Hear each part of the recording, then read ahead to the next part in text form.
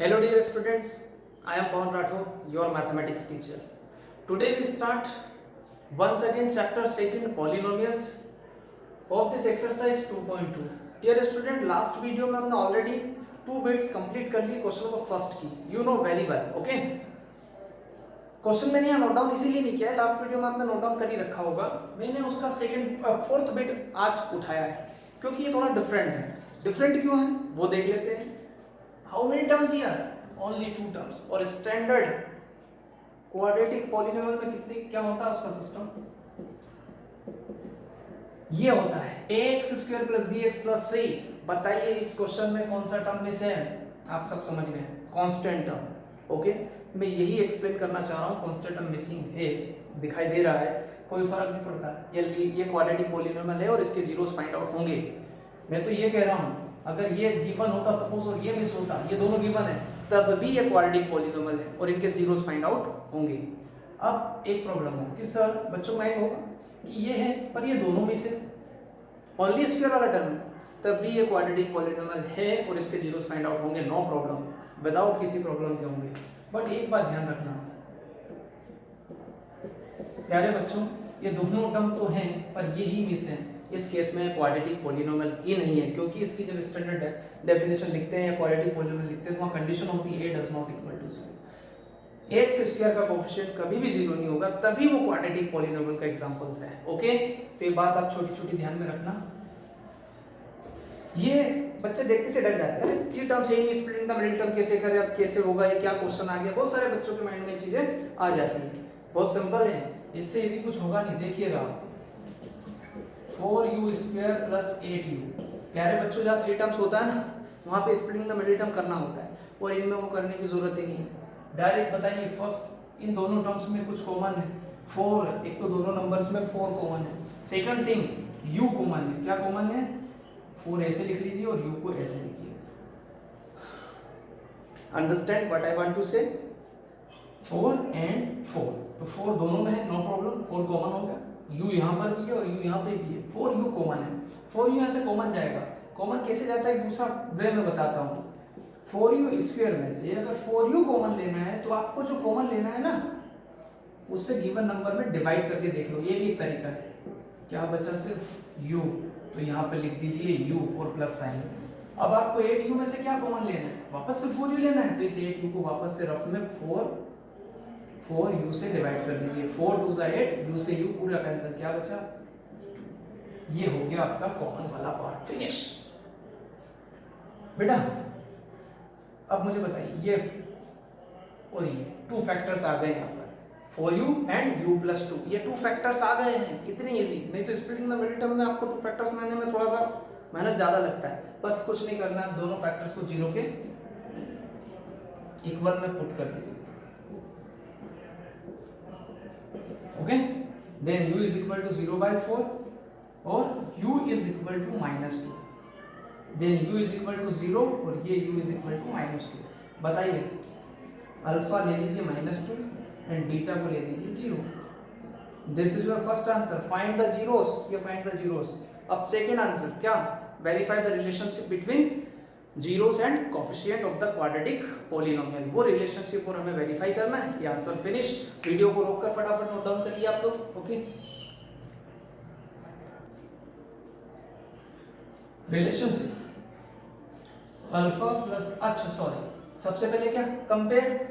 Yes, here a = 4, b = 8.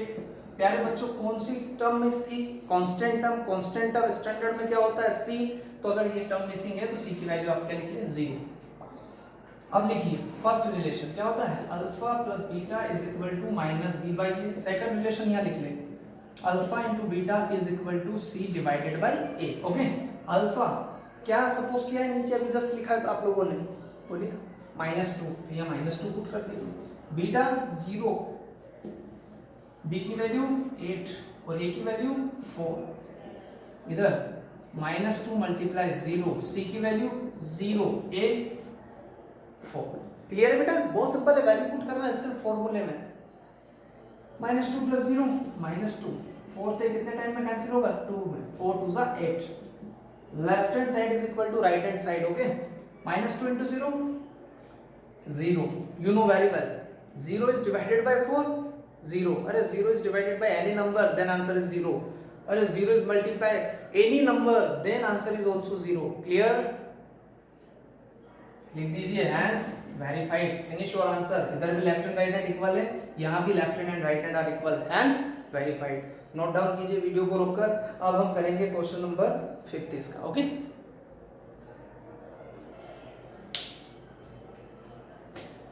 Dear student, t square minus 15. मैं question start करने से पहले लास्ट क्वेश्चन पे जहां मैंने आपको छोड़ा था वहीं पे वापस मैं पहुंच रहा हूं. मालूम है आपको मैंने लास्ट क्वेश्चन में क्या डिस्कस किया था कि पहले आप देख लीजिए how many terms here, 2 terms. Definitely दिक्कत है, टर्म्स देखना पड़ेगा कौन सा मिसिंग है. कहीं ऐसा तो नहीं है कि स्क्वायर वाला टर्म्स मिसिंग है. अगर वो मिसिंग है तो पॉलिनोमियल ही नहीं है, क्वाड्रेटिक पॉलिनोमियल नहीं है. पॉलिनोमियल तो है पर क्वाड्रेटिक पॉलिनोमियल नहीं है. टी स्क्वायर है, नो प्रॉब्लम. कांस्टेंट टर्म है, मिडिल टर्म में से मैंने पहले ही समझा दिया था. स्क्वायर वाला टर्म अगर है अवेलेबल तो बाकी 2 टर्म से फर्क नहीं पड़ता, वो क्वाड्रेटिक पॉलिनोमियल है. तो ये क्वेश्चन होगा. और रही बात, फिर मैं वही रिपीट कर रहा हूँ, ये स्टार्टिंग के 2 क्वेश्चन जो हमने किए उनसे भी इजी है. जैसे लास्ट था वैसे ही इसमें मिडिल टर्म में से कोई बात नहीं, बहुत सिंपल वे में कर लेते हैं. स्प्लिटिंग द मिडिल टर्म इसमें लगाने की जरूरत ही नहीं पड़ेगी. देखिए टी स्क्वायर उससे भी इजी है माइनस. मुझे एक बात बताइए, 16 का स्क्वायर क्या होता है? बोलो. 4 स्क्वायर. करेक्ट. 4 का क्या होता है? 2 स्क्वायर. करेक्ट. 25 का क्या होता है? 5 स्क्वायर. आपको आते हैं, पर आपसे अगर हम पूछ लें 15 का क्या कोई स्क्वायर नंबर है, तो मैक्सिमम बच्चे बोलेंगे नहीं है सर, नहीं है. बट अरेंज करके तो लिख सकते हैं, वो मैं बता देता हूँ. 15 को हम लिख सकते हैं √15 का square. Okay, why? Because square से रूट कैंसिल हो जाता है, आपको पता है. वापस से क्या बचेगा? 15. Then 15 is equal to 15. Clear है बेटा कॉन्सेप्ट? 15 किसी का स्क्वायर नंबर नहीं है, ये तो हम जानते हैं, पर इसको स्क्वायर नंबर के फॉर्म में अरेंज कर सकते हैं. कैसे? ऐसे. आया आपको कॉन्सेप्ट पकड़ में? 15 को क्या लिख सकते हैं? √15. अब कुछ बच्चे सोच रहे हैं सर फिर तो 7, फिर तो 9, जो भी है नहीं है 11, सबको लिख सकते हैं, नो प्रॉब्लम. अगर आपको जरूरत है तो आप लिख सकते हैं. यहाँ मुझे जरूरत थी, क्यों थी अभी आपको समझ में आएगा. पहले तो हम इसको लिखेंगे √15 का स्क्वायर. प्यारे बच्चों देखो तो सही जरा गौर से. a square minus b square बन गया. a square minus b square is equal to a minus b, a plus b. Finish. Factorisation हो गया, एक स्टेप में फैक्टराइजेशन हो गया. बस आपको ये लिखना आ जाना चाहिए जो मैंने अभी सिखाया है. हुआ क्लियर? गुड. क्या होता है formula? a square minus b square is equal to a minus b और a प्लस b. यहाँ होगा t. a की वैल्यू क्या है? t, और b की वैल्यू क्या है? √15. तो t माइनस √15. अब ऐसा जरूरी नहीं है माइनस बी हो कि a प्लस बी हो, इन दोनों को इधर उधर इंटू में लिख दो, कोई फर्क नहीं पड़ता. 4 into 3 भी 12 होता है और 3 into 4 भी 12 होता है, तो ये कोई मैटर नहीं है. ओके, आप चाहो तो यहाँ प्लस पहले लिख लो और फिर यहाँ क्या आएगा? t minus √15. बताइए इसका फैक्टराइजेशन हो गया? हो गया. अब now t plus √15 is equal to 0 put करना है और t minus √15 is equal to हमें 0 पुट करना है. यहाँ से t की वैल्यू सॉल्व करिए. प्लस का √15 उधर जाकर माइनस का, और ये माइनस का नंबर उधर जाकर प्लस का. बताइए अल्फा क्या है और बीटा क्या कंसीडर कर लेंगे आप? This is your alpha and beta. Note down करिए वीडियो रोक के, आपको समझ में आ रहा होगा. ओके, नोट डाउन करिए.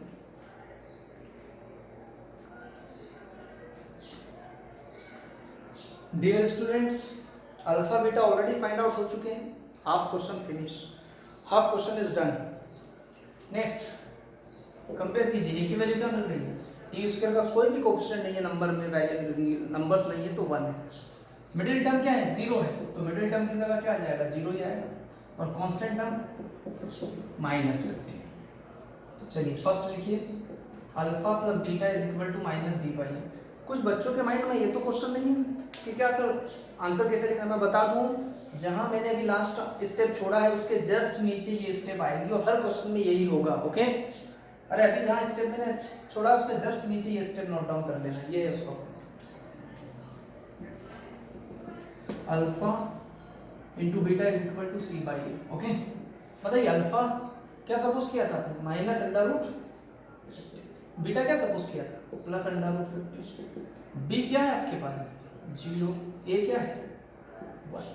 वैल्यू पुट किया है और कुछ भी नहीं किया है, वैल्यू ऊपर से देखकर यहाँ पुट किया है। मैथ्स काफी इजी है बेटा, अगर आप स्टेप बाय स्टेप अगर मैथ्स को सॉल्व करते हैं ना तो आपको मैथ्स से इजी कोई सब्जेक्ट नहीं लग सकता, ये गारंटी है मेरी।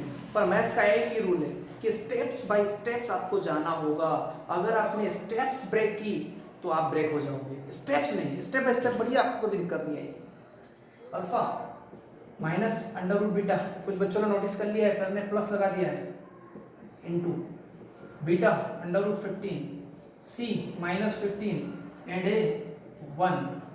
बहुत सारे बच्चे ये भी सोच रहे होंगे कि एक्सरसाइज आपकी फर्स्ट चैप्टर की लास्ट एक्सरसाइज 1.4 का एक क्वेश्चन था 6/15, जब उसका मैंने सेकंड क्वेश्चन ट्राई किया था तो 4/5 की जगह मैंने 3/5 से शायद करा हुआ है, तो वो भी आपने देखा होगा। मैं होप करता हूँ कि आपने वो चीज़ पकड़ी होगी, और अगर आपने वो देखा है तो समझ जाइएगा डिजिट चेंज हुई है तो आप उसको सही कर ले, और अगर 3/5 होता तो 0.6 आपका वो आंसर करेक्ट था। क्लियर है, ये छोटा सा मैंने एंट्री कर दिया है, मुझे वो बात दिमाग में थी, मैंने चेंज नहीं किया था, वीडियो बन चुका था इसलिए मैंने उसको एज इट इज रखा, मेरे बच्चे खुद चेंज कर देंगे। ओके, अब हम यहाँ कंटिन्यू करते हैं। वैल्यू पुट कर दिए बोथ साइड। ओके, अब आगे बढ़ते हैं। बेटा सेम नंबर जब ऐड होते हैं ना तो डबल हो जाते हैं, और अगर साइन दोनों के डिफरेंट हो तो डबल नहीं होते, अगर सेम ही है तो 0 हो जाता है। अरे -1 -1 + 1 0, वैसे ही -√15 और +√15 भी 0। 0 को किसी से डिवाइड करो, मल्टीप्लाई करो, आंसर 0 आता है।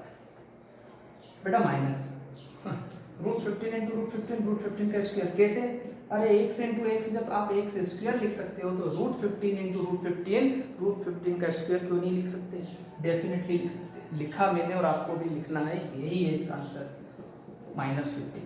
स्क्वायर से root cancel, -15 is equal to -15, left hand is equal to right hand, left hand is equal to right hand, hence verified. Okay, last question इस एक्सरसाइज, इस फर्स्ट क्वेश्चन का last question बाकी है।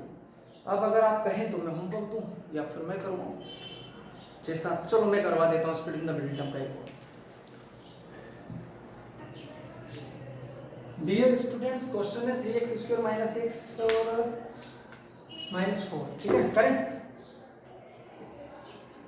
कुछ बच्चे सोच रहे हैं कि सर क्यों टाइम को वेस्ट कर रहे हैं, हमारे लिए छोड़ो, हम कर लेंगे। मैंने एक छोड़ दिया आप लोगों की, और जिनको और भी कुछ चाहिए ये सारे फिर से रिपीट करें बिना देखे, चेक बाद में करें, ठीक है। ये उन बच्चों के लिए जो थोड़े बी एवरेज है, जो बड़ी तकलीफ में आते सर करवा दें, हम प्रैक्टिस कर लेंगे, तो वही मैं कर रहा हूँ, करवा देता हूँ, प्रैक्टिस कर लेंगे।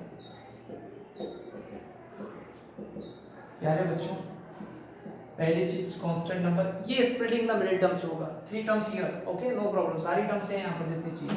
कांस्टेंट नंबर देखो 4, और x² का कोएफिशिएंट नोटिस करो 3, तो आपको मल्टीप्लाई में चाहिए -12, क्या चाहिए मल्टीप्लिकेशन में -12, और एडिशन सब्ट्रैक्शन पे क्या चाहिए -1। तो माइनस के 1 को क्या -4 और +3 नहीं लिख सकते, बताओ। अरे ये -1 है, इसका कोएफिशिएंट कुछ नहीं, तो इसका कोएफिशिएंट 1 है। -1 को आप ऐसे ब्रेक नहीं कर सकते, -4 + 3, अरे 1 बचेगा, सब्ट्रैक्शन होगा तो, और बड़ा नंबर जो है उसी का साइन फाइनल आ जाएगा, तो -1 को हमने ऐसे ब्रेक किया, और इन दोनों का इंटू करने पे माइनस का 12 भी आ रहा है, 4 3 -12, यही तो स्प्लिटिंग द मिडिल टर्म है। नोट डाउन कीजिए।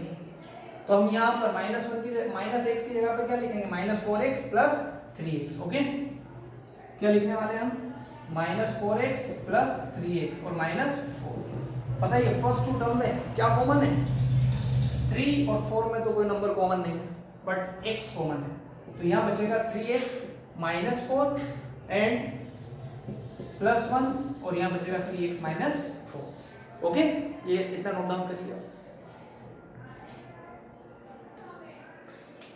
प्यारे बच्चों, फिर मैं रिपीट कर दूं, यहाँ कुछ भी कॉमन नहीं है नंबर्स में, तो नंबर्स में कॉमन नहीं है तो मत लो, नंबर्स में कॉमन नहीं है, जरूरी थोड़ी नहीं नंबर्स कॉमन हो, देख लो बस है कि नहीं है। x तो है कॉमन, तो x कॉमन आएगा, 3x बचेगा, यहाँ पर x कॉमन गया, अरे x गायब हो गया यहाँ से, 4 छूटा, और साइन की जगह साइन। यहाँ पे कुछ भी कॉमन नहीं है, ना तो नंबर कॉमन है लास्ट टू टर्म में, ना ही वेरिएबल कॉमन है, तो जरूरी है क्या वो दोनों ही चीजें कॉमन हो? अगर वेरिएबल नहीं है तो मत लो, पर अब एटलीस्ट कुछ तो कॉमन आएगा। तो यहाँ पे इनटू में 1 अंडरस्टूड है और यहाँ पे भी इनटू में 1 अंडरस्टूड है, तो 1 तो कॉमन लेना ही होगा हमें। यहाँ पे भी अगर कुछ भी कॉमन नहीं होता तो 1 तो कॉमन लेना ही होता। ओके, यहाँ पे भी वही कर सकते थे।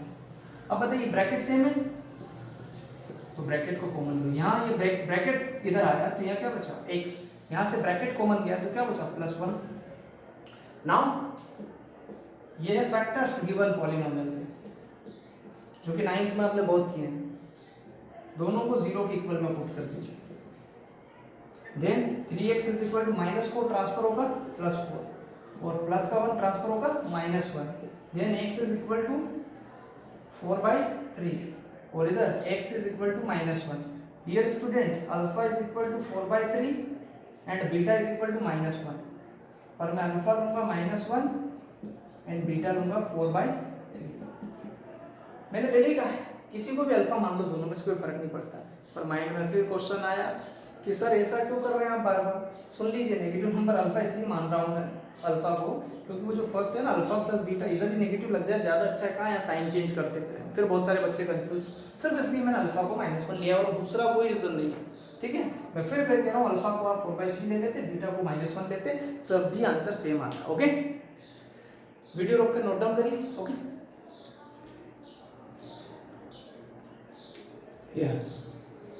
अब क्या करने वाले हैं? Alpha and beta find out हो गए। सेकंड स्टेप मालूम है आपको? Yes, comparison of standard polynomial a 3 b -1 c -4। कर लिया कंपैरिजन स्टैंडर्ड पॉलिनोमियल से। ओके, अल्फा बीटा ऑलरेडी है तो वेरीफाई कर लीजिए। Alpha plus beta is equal to -b by ये फॉर्मूला, alpha into beta is equal to c by है। अल्फा की वैल्यू क्या थी? -1 और बीटा क्या था? 4/3 था या 3/4 था? 4/3 जहाँ तक मुझे याद आ रहा है। बाकी अगर नहीं है तो आप फिर खुद करना उसको सही। माइनस बी की वैल्यू क्या है? -1 और ए की वैल्यू क्या है? 3। अल्फा क्या है? -1, बीटा क्या है? 4/3। ओके, सी क्या है? -4 और ये क्या है? 3। करिए चेक, देखो इधर माइनस इंटू माइनस +1/3, यहाँ क्या होगा? एलसीएम लेंगे 3 1 जा 3 4 1 जा, क्या बचेगा? +4 में से -3 जाएगा तो प्लस का 1 divided by 3 as it is 1/3। Left hand is equal to right hand, hands verified. 4 1 जा 4/3, left hand is equal to right hand, hands verified. बेटा question number first is completed. Video को पॉज करके note करें।